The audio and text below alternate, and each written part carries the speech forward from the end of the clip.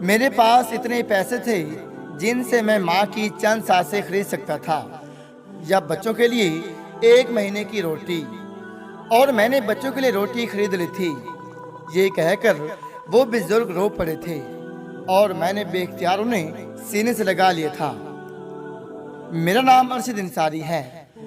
میں گھر میں کپڑے کی مدد سے کھیس اور مخصوص قسم کی چادریں بنا کر بیچا کرتا تھا۔ گو کہ میرے کپڑے کی کوالٹی بڑی بڑی ملوں میں لگی مہنگی اور امپورٹڈ مشینوں پر بننے والے کپڑے جیسی نہ تھی، مگر خدا گواہ ہے میں نے بچوں کا رزق کمانے کے لیے کبھی بھی بے ایمانی سے کام نہیں لیا تھا۔ میں نے آج تک ایک آدھ نلکے بچانے کے لیے کپڑے کی مقدار میں کمی بیشی نہیں کی تھی۔ اگر کپڑے کی مقدار میں چند داغوں کا بھی فرق ہوتا تو میں نئی نلکی لگا کر اسے پورا کر دیا کرتا تھا۔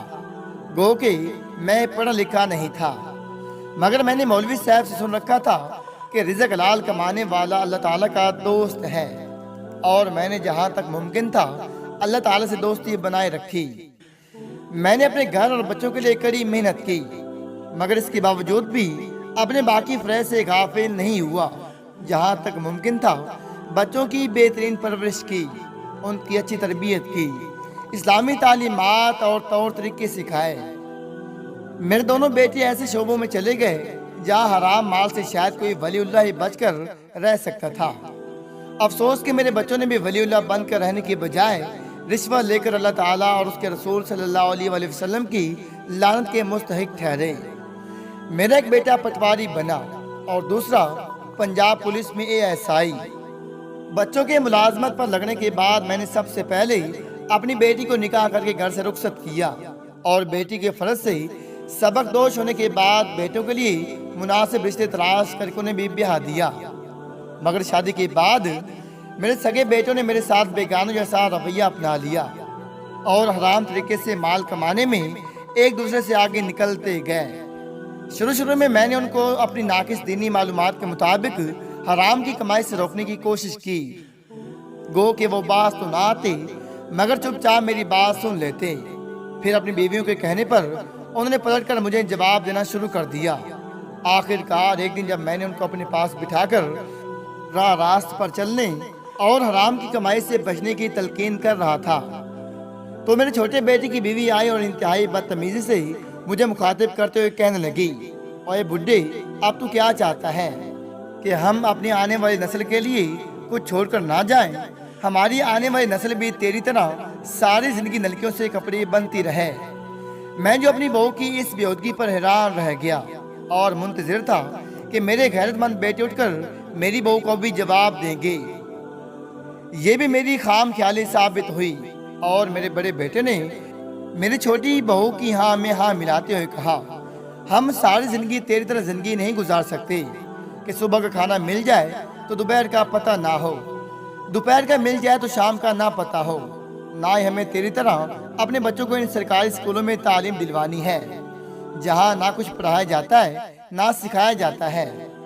اپنے بیٹے کے تیور دیکھ کر پہلی بار مجھے لگا کہ کاش اپنے بیٹے کا ایسا بدلا ہوا لہجہ دیکھنے سے پہلے میں مر گیا ہوتا، مگر افسوس کہ میں زندہ تھا اور مجھے آخری سانس تک زندہ رہنا تھا۔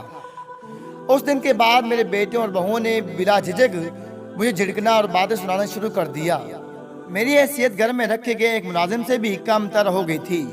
شومۂ قسمت کے مجھ پر ایک اور امتحان آ پڑا۔ میری بیٹی کو طلاق ہو گئی۔ وہ ایک بار پھر میری دہلیز پر آ بیٹھی۔ میری بیٹی کا وجود میری بہوؤں کو گوارا نہ ہوا۔ انہوں نے میرے بیٹوں کو ذریعے مجھے مجبور کرنا شروع کر دیا کہ میں اپنی بیٹی کا جلد از جلد دوبارہ کسی سے نکاح کر دوں۔ میں نے بیٹوں کی بات مان لی، مگر مناسب رشتہ ملنے تک کا وقت مانگ لیا۔ میرے بیٹے آئے دن اپنی بیویوں کے بتائے گئے رشتے مجھے دکھاتے، جس میں کوئی نہ کوئی شرابی، چرسی، زانی، چور، اشکا ہوتا۔ میں انکار کر دیتا تو میرے بیٹے مجھے یعنی اپنے سگے باپ اور میری بیٹی یعنی اپنی سگی بہن کو گالیاں نکالنے لگتے۔ میرے پاس بیٹوں کو برداشت کرنے کے سوا اور کوئی چارہ نہ تھا، کیونکہ میں ان کا دیا ہی کھا رہا تھا۔ مجھ میں خود اب محنت کرنے کی طاقت نہ تھی۔ خیر، جب میں نے بیٹوں کے کہنے پر 7 ماہ تک بیٹی کا نکاح نہ کیا تو میرے دونوں بیٹے ہم باپ بیٹی کو چھوڑ کر کرائے کے گھر میں شفٹ ہو گئے، اور ہمیں گھریلو اخراجات کے لیے पैसे देना तो दूर की बात, ज़कात और सदका खैरात तक देना भी गवारा ना किया। मैं बड़ी बहू के घर बच्चे की विलादत हुई तो उन्हें एक घरेलू मुलाजमत की जरूरत पड़ी। तब मेरे बेटों को फौरन अपनी बहन की याद आई और झटपट गाड़ी में हमारी दहलीज पर आ पहुंचे। मेरी बेटी ने मुझे छोड़कर भाइयों के साथ जाने से इनकार कर दिया तो मेरे बेटों ने मजबूरन मुझे भी अपने साथ ले जाना पड़ा। खैर, जैसे तैसे हमारी बहू को हमारा वजूद बर्दाश्त करना पड़ा, मगर मेरे बेटों की गैर मौजूदगी में वो मुझे और मेरी बेटी को इंतहाई खलीस गालियों से नवाजती थी। बल्कि जब मेरे बेटे शाम को घर आते तो कोई न कोई शिकायत लगाकर उनके हाथों भी बेइज्जत करवाने का मौका आज से ना जाने देती। तकदीर को मुझ पर तरस आया।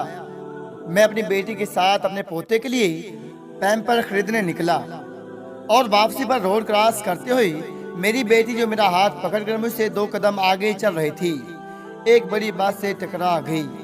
मेरी बेटी के सर और छाती में शदीद चोटें आईं। मैंने अपने नातवा बूढ़े हाथ से अपनी बेटी का सर अपनी गोद में ले लिया। दुपट्टे की मदद से अपनी बेटी का जिस्म ढांपा तो मेरी बेटी ने मुझे कलमा शहादत पढ़ने से पहले जो आखिरी अल्फाज मेरे कान में कहे वो कुछ यूं थे, अब्बा मैं बच भी सकती हूँ, तू कोशिश करना मैं ना बच पाऊँ। अब्बा, ये जिंदगी किसी अजाब से कम नहीं, मैं जन्नत में तुम्हारा इंतजार करूंगी। भाइयों और भाभीयों से भी मेरी तरफ से हाथ जोड़कर माफी मांग लेना। इन अल्फाज के बाद मेरी बेटी ने कलमा शहादत पढ़ा और साथ ही रेस्क्यू एम्बुलेंस का सायरन सुनाई दिया। उन्होंने मेरी बेटी को उठाकर एम्बुलेंस में डाला और मुझे हौसला देने के बाद ज़हनी तौर पर हर खबर के लिए तैयार रहने का कहा।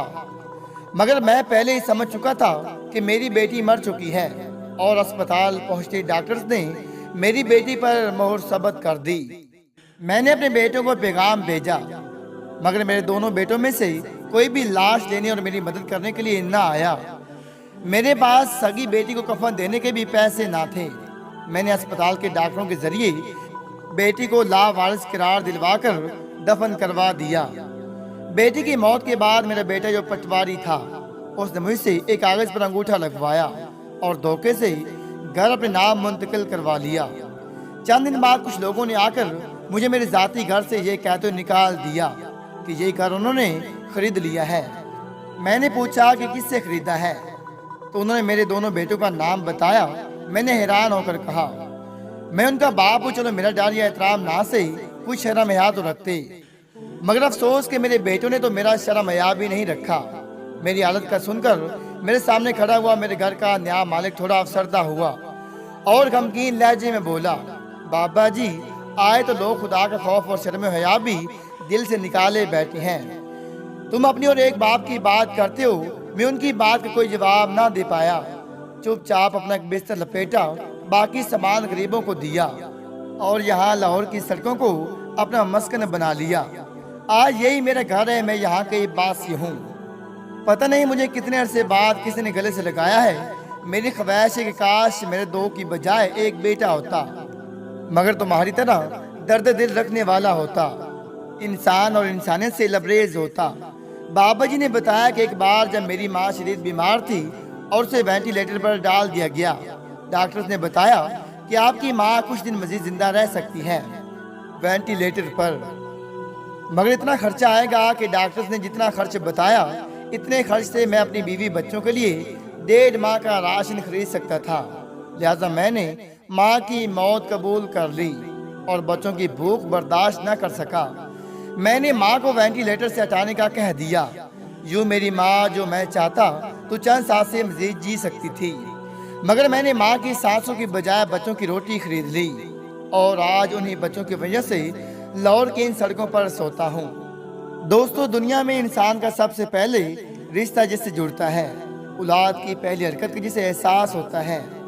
औलाद को दुनिया में लाने की खातिर जो खुशी खुशी तमाम तकलीफें बर्दाश्त करती हैं, जो अपने खून जिगर से अपने बच्चे की परवरिश करती हैं, जो खुद गीले बिस्तर पर सोकर औलाद को सूखे बिस्तर में सुलाती हैं, जो गंदगी कर देने पर नहला धुलाकर फिर बच्चे को सीने से लगा लेती हैं, जो तुतलाती हुई ज़बान में उससे बात नहीं करती हैं, जो औलाद की गैबत में भी ताम और आराम की फिक्र करती हैं, जो हर गमी खुशी में बराबर के शरीक रहती हैं, जो बिस्तर मर्ग पर भी अपने बच्चों की फिक्र करती हैं, وہ والدین ہوتی ہیں۔